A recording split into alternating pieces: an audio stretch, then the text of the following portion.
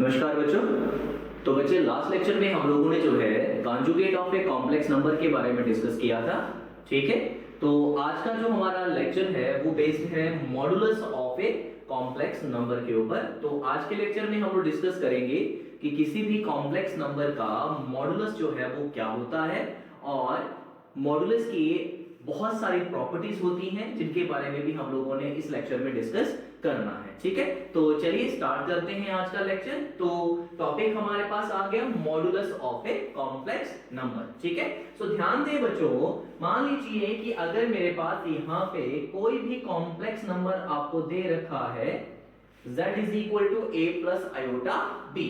ठीक है, तो इस कॉम्प्लेक्स नंबर का जो मॉडुलस होता है, पहली बात उसको डिनोट हम लोग करते हैं मॉड ऑफ z के साथ। तो ये जो दो लाइंस पैरेलल लाइन है इसको हम लोग मॉड बोलते हैं। ठीक है जी, तो किसी भी कॉम्प्लेक्स नंबर का मॉड जो है इसको डिनोट करेंगे किसके साथ, हम लोग जो है दो पैरेलल लाइंस के साथ। ठीक है, और ये होता किसके बराबर है, this is equal to square root of real part का स्क्वायर प्लस इमेजिनरी पार्ट का स्क्वायर। ठीक है, तो किसी भी कॉम्प्लेक्स नंबर का मॉडुलस जो है वो किसके बराबर होगा, वो होगा बच्चे रियल पार्ट का स्क्वायर प्लस इमेजिनरी पार्ट का स्क्वायर। ठीक है जी, तो आप इसको ऐसे भी लिख सकते हैं, this is square root of real part of z square plus imaginary part of z square. ठीक है, so this is the modulus of a complex number. ठीक है, तो वही डेफिनेशन मैंने यहां पे मेंशन करी हुई है।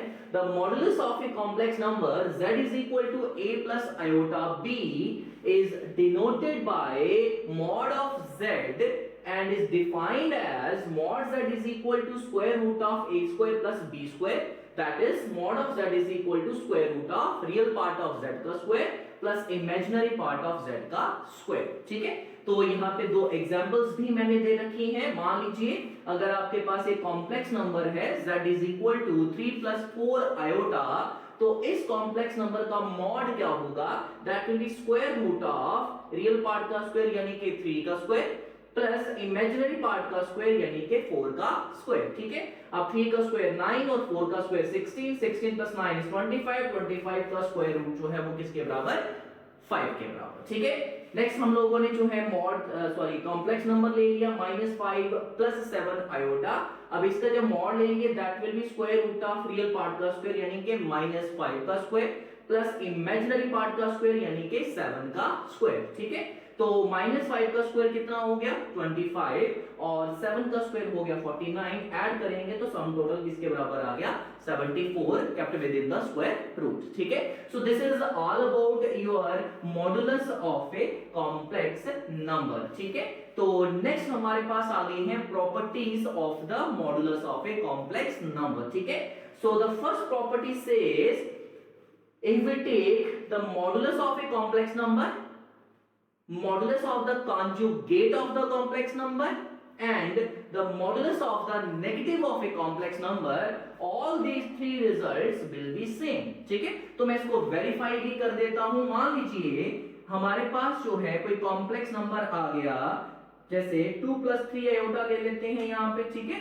मान लीजिए मेरे पास कॉम्प्लेक्स नंबर आ गया 2 प्लस 3 आयोटा। ठीक है बच्चे, तो हमारे पास इस कॉम्प्लेक्स नंबर का कॉन्जुगेट क्या होगा, that will B 2 minus 3 iota, और इसी कॉम्प्लेक्स नंबर का नेगेटिव क्या होगा, that will B -2 minus 3 iota. है ना, कॉन्जुगेट में क्या करते हैं बेटा, आयोटा को रिप्लेस करते हैं माइनस आयोटा के साथ, और नेगेटिव ऑफ z किसके बराबर आया बच्चों, negative of 2 negative of 3 iota.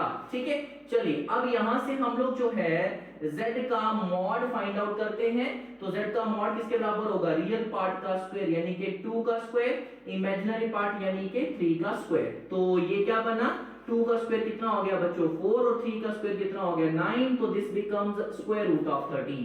ठीक है, अच्छा यहां पे ध्यान दें, अगर मैं z कॉन्जुगेट का मॉड लेता हूं तो यहां पे भी रियल पार्ट कौन है बच्चों, 2 का स्क्वायर, इमेजिनरी पार्ट इस बार कौन है बच्चे -3, तो -3 का स्क्वायर, अगेन अगर आप बात करें तो 2 का स्क्वायर कितना हो गया 4 और -3 का स्क्वायर 9, फिर से क्या बना बच्चों स्क्वायर रूट ऑफ 13। ठीक है, सिमिलरली अगर मैं यहाँ पे -z का मॉड ले लेता हूं तो ये भी क्या आएगा, ये आना -2 का स्क्वायर प्लस इमेजिनरी पार्ट है -3 तो उसका भी स्क्वायर। तो बच्चे -2 का स्क्वायर कितना हो गया, -2 का स्क्वायर इज 4 और -3 का स्क्वायर इज 9 तो स्क्वायर रूट ऑफ 13। तो यहां से आप ऑब्जर्व कर सकते हैं कि चाहे आप किसी भी कॉम्प्लेक्स नंबर z का मॉड लें, चाहे z कॉन्जुगेट का मॉड लें, चाहे -z का मॉड लें, सबके सब जो हैं आपके पास क्या होने, बराबर होने हैं। ठीक है जी, समझ में आया सबको। तो ये थी प्रॉपर्टी नंबर 1। प्रॉपर्टी नंबर 2 क्या कहती है, प्रॉपर्टी नंबर 2 कहती है कि अगर आपके पास किसी भी कॉम्प्लेक्स नंबर का मॉड अगर 0 है, दैट मींस उसका रियल पार्ट भी 0 होगा और इसका इमेजिनरी पार्ट भी क्या होगा, 0 होगा। चलिए मैं आपको यहां से फिर वेरीफाई करवा देता हूं। मान लीजिए कि हमारे पास z जो है वो किसके बराबर है, a प्लस आयोटा b के बराबर। ठीक है, तो यहां से इसका मॉड जो है वो किसके बराबर आएगा, square root of a square plus b का स्क्वायर। ठीक है, नाउ अब जरा ऑब्जर्व करें कि अगर मैं मॉड z को 0 के बराबर पुट करता हूं यहां पे, तो मॉड z है क्या बच्चों, मॉड z है square root of a square plus b square और किसके बराबर आ गया, 0 के बराबर। अच्छा, अब ध्यान दें किसी भी नंबर का स्क्वायर रूट अगर 0 है, दैट मीन्स बच्चे हमारे पास वो नंबर ही क्या होगा, 0 होगा। क्योंकि आपको ये पता है कि कोई भी नंबर अदर देन अगर आप 0 लेते हो उसका स्क्वायर रूट कभी 0 नहीं होता है। तो अगर इस टर्म का स्क्वायर रूट 0 है, दैट मीन्स ये टर्म ही क्या होगी, 0 होगी। अच्छा, अब यहां पे अगर आप ऑब्जर्व करें बच्चों तो हमारे पास दोनों टर्म्स का क्या लिया हुआ है, स्क्वायर। ठीक है, स्क्वायर मतलब दोनों ही टर्म क्या है, पॉजिटिव है। और अगर ये दोनों टर्म्स पॉजिटिव हैं तो दो टर्म जो पॉजिटिव हैं उनका सम जो है 0 एक ही कंडीशन में होगा जब वो दोनों ही टर्म क्या हो, 0। ठीक है ना, क्योंकि अगर आपने कोई भी दो नॉन जीरो टर्म यहां पे ले लिया, से अगर आपने यहां पे 3 ले लिया या 4 ले लिया तो 3 + 4 7 कभी 0 नहीं होगा, 1 + 2 3 कभी 0 नहीं होगा। तो मतलब कभी भी अगर आपके पास दो पॉजिटिव नंबर का सम अगर 0 है, दैट मींस वो दोनों ही टर्म आपके पास क्या है, 0 है। ठीक है जी, कोई भी हमारे पास दो नॉन जीरो टर्म अगर आप लेते हो उनका सम कभी 0 नहीं होता है। तो यहां से हमको एक चीज समझ में आ गई कि बच्चों यहाँ पे a भी 0 होगा और यहां से b भी क्या होगा, 0 होगा। अब a जो था वो था क्या, वो तो रियल पार्ट ऑफ z था, तो रियल पार्ट ऑफ z भी 0 और b क्या था बच्चों, वो तो इमेजिनरी पार्ट ऑफ z था, वो भी क्या आ गया, 0। तो यहां से हमारे पास रियल पार्ट और इमेजिनरी पार्ट दोनों ही क्या आ गए, 0 आ गए। सो ये प्रॉपर्टी नंबर क्या है, सेकंड है। ये प्रॉपर्टी कहती है कि अगर आपके पास किसी भी कॉम्प्लेक्स नंबर का मॉड 0 है, दैट मींस आपके पास जो है उसका रियल पार्ट भी 0 होगा और उसका इमेजिनरी पार्ट भी क्या होगा, 0 होगा। ठीक है, चले आगे। प्रॉपर्टी नंबर थर्ड क्या कहती है कि किसी भी कॉम्प्लेक्स नंबर का जो रियल पार्ट है वो लाई करेगा negative of mod of that complex number से लेकर positive of mod of that complex number. ठीक है, मैं इसको भी जस्टिफाई करके बता देता हूं। जरा ध्यान दीजिए आप लोग कि हमारे पास जो है ये कोई कॉम्प्लेक्स नंबर आ गया z = a + i इसका मॉड आ गया। ठीक है, अब जरा ध्यान दें कि हमारे पास जो है जो इसका रियल पार्ट ऑफ z है, ठीक है ना, वो रियल पार्ट ऑफ z है कौन, a। और अगर आप बात करें a की, a जो है वो इस मॉडुलस से तो ऑलवेज छोटा होगा जब बराबर हो सकता है। क्यों, क्योंकि एक्सट्रीम केसेस में आपके पास कहानी क्या होगी, यहां पे कहानी ये होगी कि हमारे पास b क्या हो सकता है, 0। और इन केस अगर b 0 हो गया तो a स्क्वायर का स्क्वायर रूट करोगे तो क्या मिलेगा, a मिलेगा। यानी कि मॉडुलस किसके बराबर आया, a के बराबर आया। ठीक है ना, तो रियल पार्ट ऑफ z जो है वो ऑलवेज जो है वो मॉड z से क्या होगा, छोटा होगा जहां उसके बराबर होगा। बट इन केस अगर आप इसके साथ क्या लगा देते हो, नेगेटिव लगा देते हो, तो फिर क्या हो जाएगा, जो रियल पार्ट है वो हमारे पास इसके बराबर हो सकता है या फिर इससे बड़ा हो सकता है। समझ में आई बात, ठीक है जी। तो ये प्रॉपर्टी नंबर आपके पास है थर्ड प्रॉपर्टी क्या कहती है कि आपके पास किसी भी कॉम्प्लेक्स नंबर का जो रियल पार्ट है वो माइनस ऑफ मॉड z से लेकर प्लस ऑफ मॉड z के बीच में होगा। एंड सिमिलरली जो इमेजिनरी पार्ट है वो भी आपका माइनस ऑफ मॉड z से लेकर प्लस ऑफ मॉड z के बीच में ही होगा। ठीक है, चलिए आगे प्रॉपर्टी नंबर 4। ये ध्यान दें बच्चे, हमारे पास प्रॉपर्टी नंबर 4 जो है इसके बारे में हम लोग जो है लास्ट लेक्चर में भी डिस्कस कर चुके हैं और ये बहुत ही इंपॉर्टेंट प्रॉपर्टीज है। ठीक है जी, इस प्रॉपर्टी का इस्तेमाल हम लोग हद से ज्यादा करते हैं। जब हम लोग क्वेश्चन पे आएंगे तब हम लोग देखेंगे इसको। ये प्रॉपर्टी क्या कहती है कि अगर आपने किसी भी कॉम्प्लेक्स नंबर को उसके कॉन्जुगेट से मल्टीप्लाई करवाया तो ये क्या होगा, ये ऑलवेज होगा मॉड z का स्क्वायर। चलिए देखते हैं जरा इसको। तो बच्चे मान लो मैं क्या करता हूं, कॉम्प्लेक्स नंबर ले लेता हूं a प्लस आयोटा b। तो इस कॉम्प्लेक्स नंबर का मॉड आना क्या, रियल पार्ट का स्क्वायर प्लस इमेजिनरी पार्ट का स्क्वायर। ठीक है, और यहां से अगर मैं मॉड z का स्क्वायर कर लेता हूं तो बेटा जी स्क्वायर रूट हट जाएगा। ठीक है ना। अच्छा, दूसरे एंड पे चले अब मैं क्या कर लेता हूं, इसी कॉम्प्लेक्स नंबर का कॉन्जुगेट लेता हूं तो वो क्या आएगा, a माइनस आयोटा b। ठीक है, चलिए अब आप लोग इसको मल्टीप्लाई करवाएं। z को अगर आप z कॉन्जुगेट से मल्टीप्लाई करवाओगे तो ये क्या आना, ये आना a plus iota b into क्या आएगा, a माइनस आयोटा b। तो यहाँ पे ध्यान दें a plus b into a minus, ये फार्मूला बन गया। तो ये क्या आएगा बच्चों, a का स्क्वायर माइनस b का स्क्वायर। तो ये क्या बना, ये बना a स्क्वायर। देखो आयोटा का स्क्वायर क्या होता है, -1 और एक माइनस, ये क्या हो गया, प्लस आ गया b स्क्वायर। इसको रखें नंबर 2, इसको रखें जरा नंबर आप लोग 1। जरा चेक कर सकते हैं आप लोग कि जो मॉड z का स्क्वायर है वो किसके बराबर आया, z इंटू z कॉन्जुगेट के बराबर। ठीक है बच्चे, तो ये प्रॉपर्टी आपको जो है मेमोराइज करनी है अच्छे तरीके से कि किसी भी कॉम्प्लेक्स नंबर को अगर आप उसके कॉन्जुगेट से मल्टीप्लाई करवाते हो तो वो किसके बराबर होगा, मॉड z के स्क्वायर के बराबर होगा। ठीक है, अच्छा नंबर 5 और नंबर 6 प्रॉपर्टी जो है वो देखें जरा आप लोग। नंबर 5 और नंबर 6 जो है ये दोनों प्रॉपर्टीज हैं डिस्ट्रीब्यूटिव। ठीक है, ये कौन सी प्रॉपर्टीज है, डिस्ट्रीब्यूटिव। लास्ट लेक्चर में मैंने आपको कॉन्जुगेट के बारे में बताया था कि बेटा जी कॉन्जुगेट जो है वो एडिशन, सब्ट्रैक्शन, डिवीजन और मल्टीप्लिकेशन सभी के ऊपर डिस्ट्रीब्यूट करता है।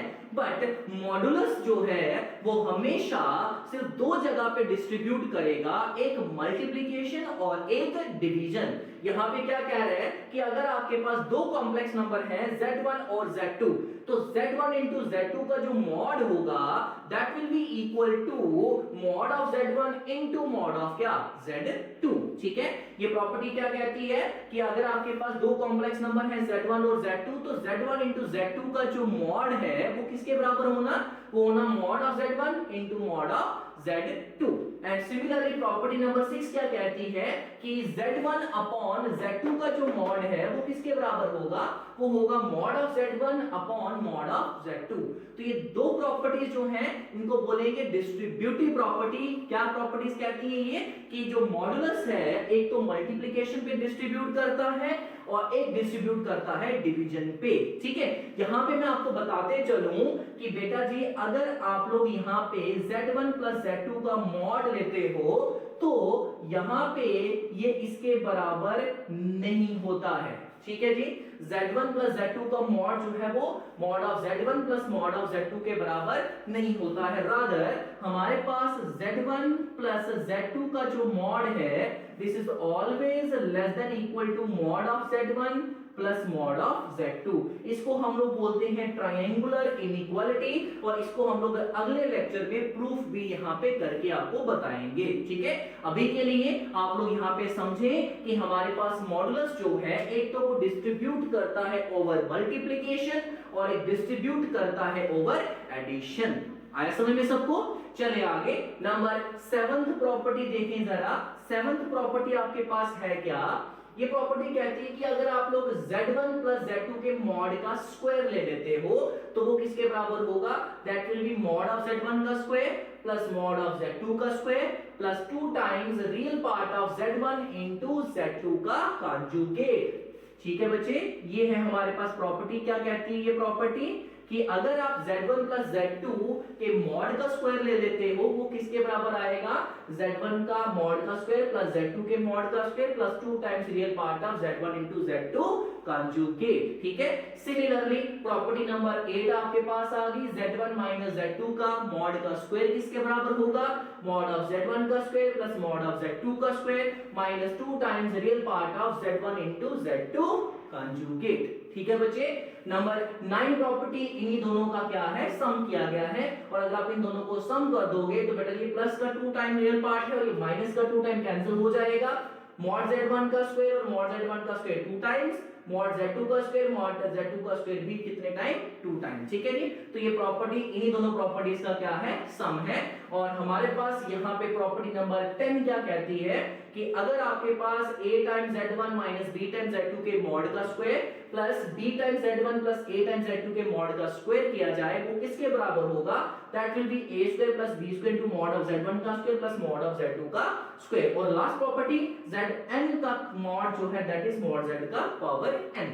ठीक है बच्चे, तो ये कुछ प्रॉपर्टीज हमारे पास मॉडुलस की आती हैं। ठीक है, हम लोगों ने जो अगला लेक्चर हमें डिस्कस करना है उस लेक्चर में मैं आपको ये प्रॉपर्टी, ये वाली और ये वाली, इन सभी प्रॉपर्टीज का बेटा जी प्रूफ करवाऊंगा, और साथ ही साथ आपको प्रूफ करवाऊंगा मैं ट्रायंगुलर इनइक्वालिटी का, जो कि मैंने अभी थोड़ी देर पहले यहाँ पे लिखी थी। वो प्रॉपर्टी ये थी आपके पास, z1 plus z2 का mod is less than equal to mod of z1 plus mod of z2 के बराबर। ठीक है, इस ट्रायंगुलर इनइक्वालिटी का अलोंग विद दिस 4 प्रॉपर्टीज हम लोग जो है नेक्स्ट लेक्चर में यहाँ पे करेंगे इनका प्रूफ। ठीक है बच्चे, साथ ही साथ जो अपकमिंग लेक्चर्स हमारे आने वाले हैं उन लेक्चर्स में मैं आपको ये बताऊंगा कि modulus of a complex number और conjugate of a complex number का ज्योमेट्रिकल मतलब है क्या। ये दोनों जो है मॉडुलस जो है ज्योमेट्रिकली क्या बताता है, और हमारे पास conjugate of a complex number भी ज्योमेट्रिकली हमें क्या रिप्रेजेंट करता है। तो इसके लिए हम लोग जो है नेक्स्ट लेक्चर में जो है मिलेंगे। ठीक है बच्चे, तो आज के लेक्चर में हम लोग यहीं पे अपना टॉपिक क्लोज कर रहे हैं। टॉपिक क्या था आज का, modulus of a complex number. ठीक है बच्चे, होप आप सबको ये जो है टॉपिक क्लियर हो गया होगा। बच्चे आपने करना क्या है, ये जितनी भी प्रॉपर्टीज हैं सभी प्रॉपर्टीज को अच्छे तरीके से इनको जो है आप लोग प्रिपेयर करिए, क्योंकि ये प्रॉपर्टीज आगे चलकर हमें क्वेश्चंस में बहुत ज्यादा हेल्प करती हैं। ठीक है, तो इन प्रॉपर्टीज का प्रूफ के साथ मिलते हैं हम लोग अगले लेक्चर में। ठीक है बच्चे, थैंक यू।